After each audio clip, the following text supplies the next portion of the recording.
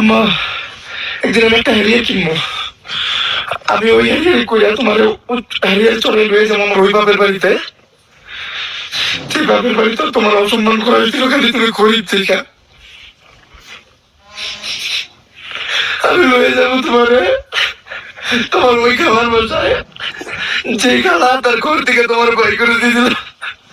খালি তোমার কোনো বাড়ি নাই থেকে, ঘর নাই থেকে। ভাই একদম সত্যি বলতেছি, আমি নিজেও অমরন ফায়ারের কান্না দেখা নিজের চোখের পানি ধরে রাখতে পারি নাই।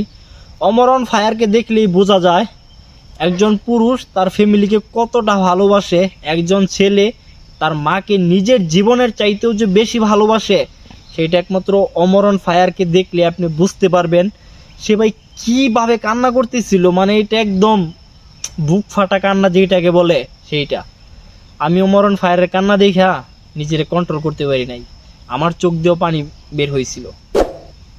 তো ব্রাদার, তোমার জন্য দোয়া এবং শুভকামনা রইল।